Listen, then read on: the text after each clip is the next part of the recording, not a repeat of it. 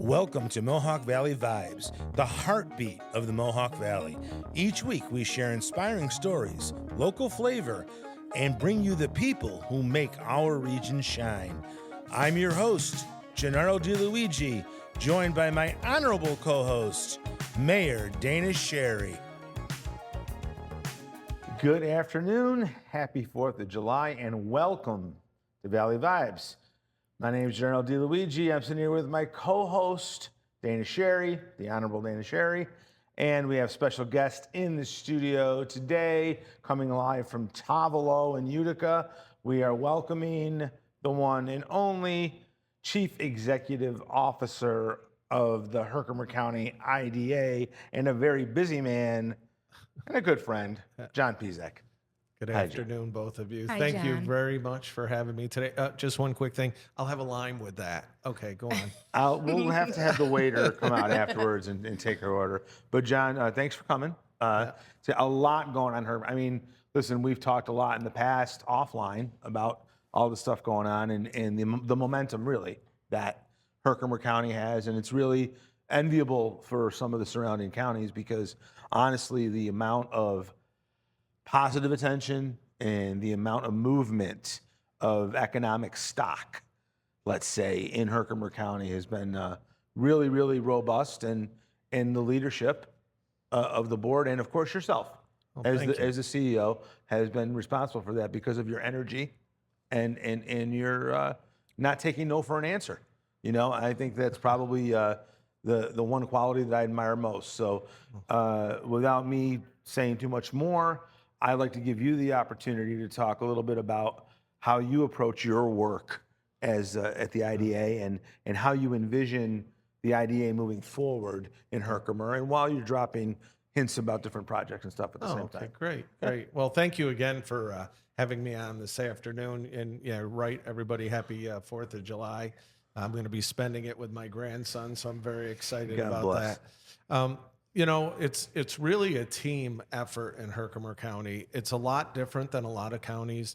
The legislature really works with us, the individual communities. I mean, when we welcomed people to our new Schuyler Park, the town of Schuyler put out banners and welcoming the new companies. So everything we do, we include all the communities, everything from the schools to the villages, the towns, and the one city, and the legislature, and a lot of department heads within the county and a lot of other groups. We meet with planning board, zoning board people, and then also our state and federal reps as well. We've had many times, Schumer to our buildings, our different opportunities. We've had Stefanik there, Claudia back in the day, Gillibrand once in a while. So, and also their teams, there's people on their staff we work closely with. And I think that's one thing, because we do meet with other IDAs and economic development groups around the state. And that's one thing I think that really does separate us, is the way that we always go meet with the people and let them know what's going on. With the 30 municipalities in our county, I've probably been to each one at least 10 times, some 100 times. But it works out well that way because we let them know what's going on. I go to the town of Ohio and just introduce myself, bring the legislator, and just have a conversation on what we're doing. They might not see that up there, but people will move there who are moving in for jobs, whether it's Herkimer or Oneida County. But we continually do that. We want to build those relationships. And I'll tell you, Jerry, one of the things, and Dana's been great to work with. I mean, without individuals like Dana as an elected official, a lot of things wouldn't happen. However, too, you know, we really think that the companies that we court to come here or take a look at us see how receptive we are. They will go to other communities and try to do the same thing, and they just get such pushback. Prime example of what's going on in Rome right now with the Rome City School District. So Chobani comes in, they're spending $1 billion. They're getting it's going to be probably within 10 years a $4 to $5 billion impact on the economy of Rome. And the Rome City School District is putting off votes on the pilot program, saying that, well, maybe they shouldn't get the whole pilot. And I say, are you kidding me? So I guess I don't truly understand why that would be a factor. In all honesty, a pilot is set up by the IDA. we look for input. We do hold public hearings, but the voting really doesn't go in front of the communities. Well, they had a vote on the calendar. Yeah, I really don't understand that part of it because we don't do that. One thing we did do a little differently was for the dual fold site in Ilion that we do have a signed contract for, and we're working with the Village of Ilion who took over ownership, and they've really been great with the property. We went probably 5 years ago to the village, the town, the county, and the school district and asked them to vote on a zero pilot for 10 years on that property, only because it's in such disarray and how much money they have to put back into it. And they all voted unanimously. Did we need that? No. But we all let them know everything that's going on But it's ahead about of time. communication Well, in that respect. we reach out to everybody all the time. And if someone says that didn't happen, they really need to get in touch with us because we are sending them everything. We try to keep them involved as much as we can. You know, a lot of companies come in here and they don't tell us everything. You know, not even, you know, the developer will come and not even tell us who the company is. Prime example was Tractor Supply. It was called Project Boxer. We got to see finances. The names were redacted. We didn't have a problem with that. The finances were good. Sure. They did their due diligence because they were afraid that a competitor, once they did all those, would come in and give us more and want to take over that property. And that's not right either. So we really try to work closely with everybody. No, and I think that you're absolutely spot on with open communication and a lot of dialogue, because when you don't have the dialogue, and then people think about transparency all the time because, oh, are they not being transparent? Are they not this or that? And personally, with our dealings, and we've had dealings with the IDA, there's always been transparency. I mean, you know, we started from day one when we did the project down in Frankfurt. This is the price per square foot. That's the price we paid. It's the price anybody would pay. Yeah. You know. So people say they come to us and they say, "Oh, you guys got a hell of a deal." No, the price was advertised on the website. It was right there. Right. That was the price per square foot. Anybody could have had it for that price. Well, If you had the plan to go with it. Exactly. And so when people say things like that, it's kind of like, yeah, well, you know, that's just because you didn't participate. That's the real answer. we have public hearings, Jerry, on everything. We invite the public in. Our website has everything on it. We have to. Our meetings are open to the public. They're just not public meetings. We don't have public comment, but people can always reach out to us. And then they're on our YouTube channel after, can see it anytime. Yeah, so that's the kind of transparency that open government requires, and that's good, and that helps you with your reputation when you go to get folks to come in. Well, you're always going to hear those naysayers, and I had to go in front of the Village of Herkimer board not that long ago and explain pilots again. This poor thing. Yeah, well, you know, but that's why the village is moving ahead with a lot of things you see going on right now. It's because of what Dana's done and agreed to try different things, and how do we move it ahead? And it doesn't always work as fast as we all But want. you see what you just said? You just said something so important. The presumption that you have when you go after something is how do you move it forward? So many people get hung up on barriers. Okay, if you leave with the mindset that, hey, this is a hurdle, it's not a dead-end wall. Right. All right, how do we get around, how do we circumvent the problem versus, oh, we have a problem, we need to stop. No, we're not stopping. What's the answer? Is the answer in the state legislature? Is it with an agency? Is it wherever else? There's an answer. Yeah. You know, I won't mention the municipality, but I will say this much. We're going through a process right now where we were asked to submit plans for a major project up north. Submit the project, and the first thing that comes back, the attorney has the opinion that because at one time the state had docks on the St. Lawrence River in that site, that the state legislature has to weigh in to whether or not that property can be sold or leased. Now, if that were the case, then I go look at waterfront development initiatives all over the state, and I see where the cases were similar, then there would have been legislative action everywhere, right? Right. Not once. Every single time the process was the same. You go to DEC and the Department of State, and you get a dispensation from them saying, we're not using those docks anymore. We don't need them. Do what you need to do to develop them. Right. But instead, the entire board of this municipality is hung up, well, I don't know, our legal side says this, we better put a brake on everything. Well, and sometimes the break, but concurrently you could be doing Other things. stuff. Yeah. Yes. And you reach out to your local electeds, whether it's assembly or senate, and let them push it through their office. Of course. But I just thought of something else. Why the school district might be voting on something is because there's a thing called a PIF, pilot increment financing. And what happens in that case is the local government, being the county in this case, would help support the infrastructure to that, but expect to get some of the payment back through the tax pilot. So when that comes back in, then it's divided amongst it, and they have to take a reduction for a period of time. But what we've always talked about with communities, and we had one recently that we had to explain to them, is what is this field right now? Is it taxable? Is it not taxable? When's the last time somebody paid taxes? Yeah, what are you getting out of it now? What do you think is going to move ahead? And what now? If we all know Chobani as someone who donates, I mean, he's the owner is a phenomenal individual, donates a ton.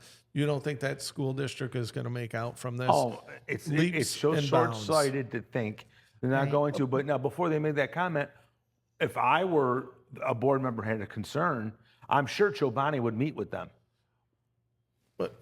But then their name wouldn't be in the paper, or, That's right. Yeah. And we just had that excellent opportunity with Remington Arms, and the company bought the property from the Round Hill Group, just the property, none of the firearms or anything like that, and it's pretty cleaned out. I'm shocked that 1,100,000 square foot facility could get cleaned out as much as it is, and we got many calls from the media, and I said, no, this isn't the time. We introduced a few to Turin, to Kristen O'Neill, the owner.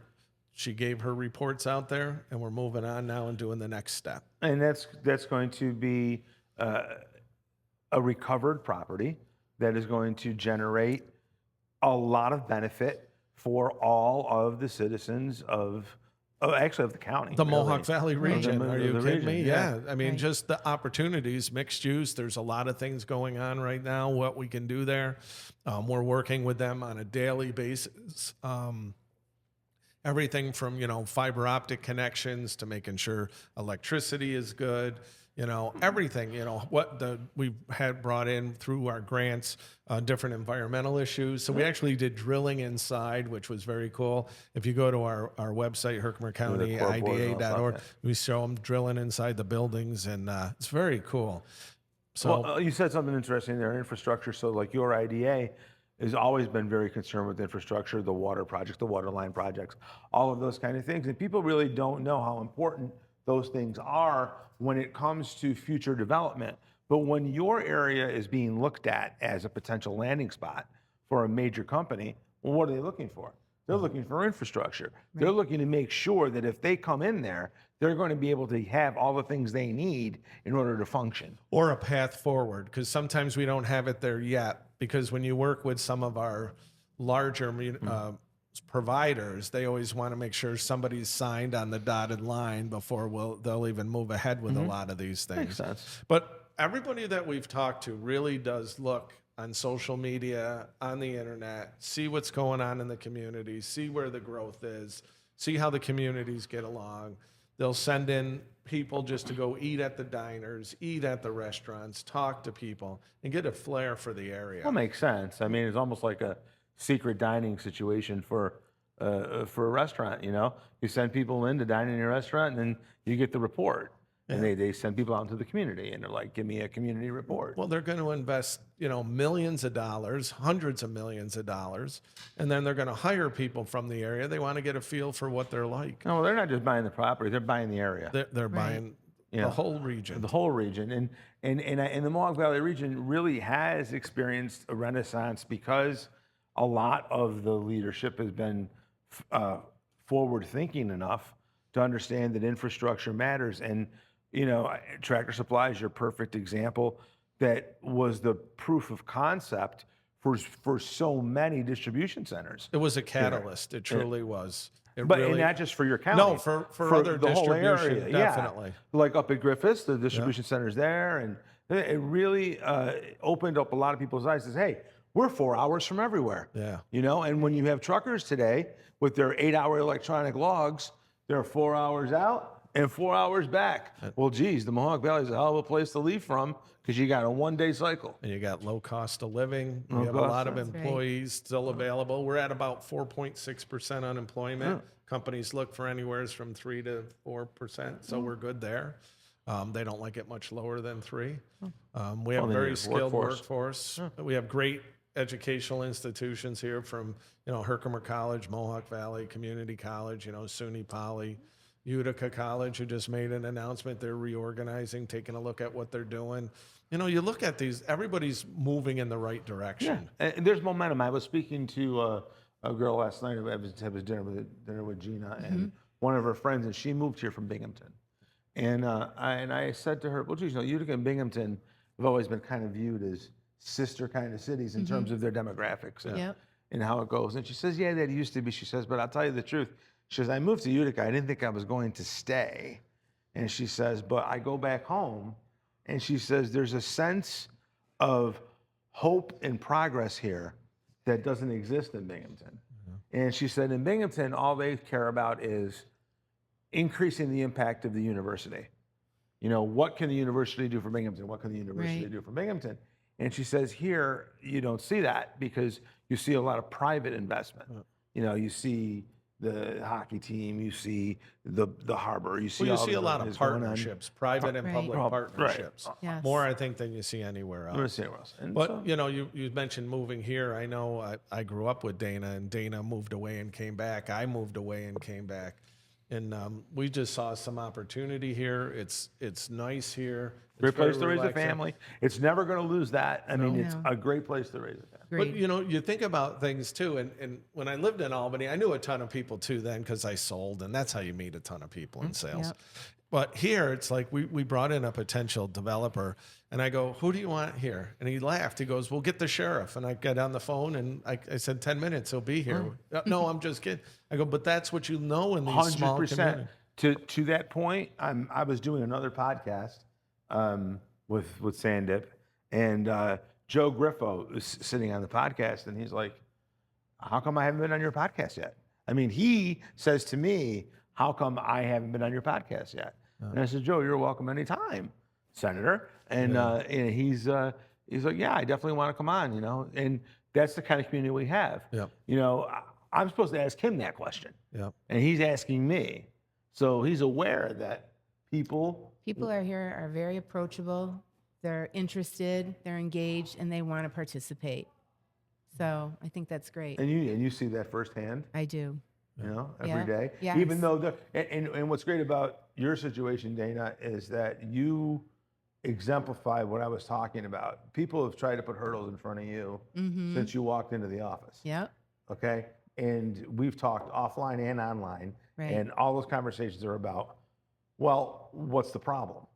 Let's negotiate the problem. Let's not throw the baby out with the bathwater. Right. Right. You can get from point A to point B. If you have to take a detour, let's take it, but let's find the answer. Yep. It's difficult because people are so used to we didn't do this 40 years ago this way, Right. And I think Right. if we fell into that Change. trap, we would be seeing nothing we're seeing today. You can't be afraid of change. Change is opportunity. If you view change as threatening, then you're in the wrong business. When we have a gentleman come to our community in April when we have our Brownfield conference, and he's the new regional administrator, and he shows me his phone that he came on Tuesday, and that Sunday he was down in Florida playing with Lee Zeldin, another gentleman, and the guy we all know who's our president, and shows me that picture. And then he's up in Herkimer at our Brownfield event. What does that tell you? They know what we're doing is making a difference. Right.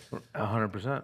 And that's what's, I think, helped us all. And with our Brownfield conference, it's not just Herkimer County. It's Oneida County. It's Fulton, Montgomery. It's Otsego and Schoharie. So we took our region. Mohawk Valley region, It's right? the Mohawk Valley region. If one success happens from our conference, it happens for us all. So for those of you that don't know, the state is divided in regional economic development councils. Yeah. And what John is talking about is the Mohawk Valley Regional Economic Development Council, which runs the economic development opportunities for the area. I think it helps develop it. I don't think it runs it. I sit on that board. We more want to work with what we can to help everybody out. It's not really just pinpointed on. They administer such conferences. It does. Well, that conference that's was just- set up by three of us guys sitting down one day and saying we need to get more brownfield activity up here. But they do like the CFA workshops. Well, they do, but not the Workforce Brownfield conference development. is something Is separate we yours, did on our right. own. Well, Yeah. I'm saying, but Empire State Development through the Mohawk Valley Regional Councils Yeah.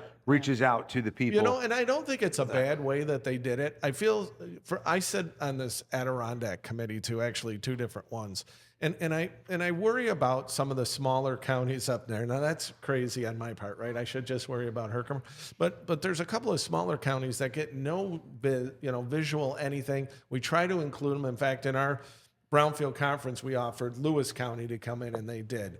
And it makes it, I think it just shows that we're more rounded and we can do some really great things up here, especially like brownfields are different. People wasn't aware of them. Oh, it's contaminated. We can't do anything. Dana was very supportive in us signing up to do a Boa brownfield. grant, right? Yeah, the Yes, BOA, yeah. yes. And, so that was fantastic for our conference, and that's going to keep moving on, and we'll see some more development in downtown Herkimer because of it. And we've recently won some other developments for Herkimer, too, in the village there. But you didn't see that before. Well, in the harbor right here, I mean, it wasn't not Herkimer County, but this was a brownfield, right? Oh, yeah. Yeah. Yeah. Anything with potential hair on it, we like to say. Anything. Well, believe it or not, like a gas station is a brownfield. Oh, yeah. Big one. A dry cleaner, a funeral Yeah. home. The guy who had the garage in his backyard and he worked at Remington and brought home a mill and a lathe. Oil. It's all brownfields. Right. Yeah. And you have to worry about what level is it at and what can we redevelop it as. Well, that's interesting. So the property, we're developing at the Dunlop building. Yeah. So we had to, when we got there, make arrangements to clean the main building, which we got the certificate, the work certificates for after cleaning the asbestos. But the tower remains and it needs to be cleaned. But we have a plan to clean it. We have, and that opportunity there is going to transform Utica. Sure. And it's investment from New York City. Yeah. So to your point, people notice. There's no way that these guys would be investing this time and this money out of New York City to build the condos and a hotel and a whole ecosystem if they didn't believe in the area. No, and we see that all over. Everybody says we need a flagship hotel. We have a great hotel with the red roof. It's a They've good hotel, upgraded right? it. This Mr. is John Brown. Mr. Yeah. Brown's done a great Yeah. job. They just recently won an award, Yeah. too. I mean, it's not a regular Red Roof Inn. You think of no. Red Roof Inn and you think of But what we also have to worry about is everybody wants to get points. So everybody wants to Yes. stay Yeah. at their yeah, flagship. they have to. So we're trying to figure that out too. Those are things, but that's normally not IDA, but we're the only economic development arm in our county. So Well, there's also key money available. There's also things that go along with that, right? So we're going through that now at the Dunlop building. Yeah. And so we're looking at obviously Hilton or Marriott. Yeah. But one idea that was floated, which was totally different the other day, was what if we go double-breasted on the brand? In other words, 2 levels within the same hotel. So one would be, let's say, an Element type hotel, which is like a 3-star Yeah. and without a lot of the extra stuff, right? And the other maybe not a JW, but a higher Marriott end. like the Encore, or Encore, Envoy. Envoy. That's what it is. Yeah, couldn't remember. Maybe it's a higher one, right? But they have all levels, these flagships. So you would still look Usually for not on the same property, though, right? No, not on the same. But property. it's looking at, it's being done because But you people go to have the different Albany needs. Airport and you have a Hilton Garden Inn, Yep. you have a 21 and whatever the other They're one. all So you next to have each other, and they're yeah. all related. So Right. you see that a lot. now. Even the Desmond. The Desmond. Oh, yeah. the Well, they've Desmond. upgraded that though. They had to because, do you remember when the Desmond, there was Yes. a time when it was like Humid. the hotel. It's very what was it, humid inside. Shawshanks was that the restaurant? I spent a lot of time there. This is the Scrimshaw. Scrimshaw. Yeah, the that's Scrimshaw. that's what it was. Yes, the bar, Scrimshaws. the Scrimshaw. Yes. It was. It's a copper bar. Yeah, it was nice. Yeah, Went to a many lot of conferences. there. Yeah, a lot of Yeah. conferences. Me too. So that's For great. pharmaceuticals, though. Yeah. Not for, I did it not for the boys, village. boys and girls clubs. Did you? Were, yeah, Northeast Regional conferences all the time in Albany. We were always That there. was our place, the Desmond, when we were going to Albany. Yep. It's amazing how that kind of, I know. we're all just about the same age and we had the same. Yep. But you look at now in Albany, they put the convention center in downtown, so that's where most of them are held because there's a lot of room. More capacity. Well, for the convention, but the hotels, you still got to walk, and not bad, but it's just a little different down there. Makes it Right. tougher sometimes. But we're doing a lot around the state and around the country. We have a big conference we're going to in Chicago in August, EPA National Conference, Nice. and we're presenting there. So I'm very excited about that too. And it's important because there's federal regulations that govern your redevelopment Plus, they give us processes. money. And, We want the you money. get grants you from know? the EPA. Yeah, And, we've gotten, I'm going to say probably $2.5 million from the EPA since I started, which is nice. And, so that pertains to Charlestown property. Charlestown, we're getting waived $14 million lien on that property. So then you're going to take it over. We're going to take over to Charlestown. Yeah, we're And, just and I'm working sure you up have the some negotiation. suitors. We do have people looking at it currently. Yes, we would have taken it anyways because if not us, who? Jim Bono, who when I say his name, he gives money to charity, so I'll probably say Jim Bono 10 more times. But he does. This will be a discussion tonight over happy hour, Yeah, I'm sure. He does. He does say if it's not us, who then at the IDA? So we really we formed an LDC to take some of those properties into, and we worked with the village of Herkimer too on the old Bill's School and helped go through a process with that. And we get fees. We don't get a lot of money from the county. We do get some, which we truly appreciate. But we also get fees, and we take those fees and give those back to the communities by doing different studies and helping them in many different ways. Yeah, I mean, you're a resource. And We in a lot have of to ways. be. And that's- But you're not seeing that. We try to convince other IDAs they should be doing that too. But a lot of other communities, see, like Oneida County has EDGE, which is a local development corporation as well, but they have a lot of the IDAs underneath them, not the city of Utica one, but the other ones. So they all work a little differently.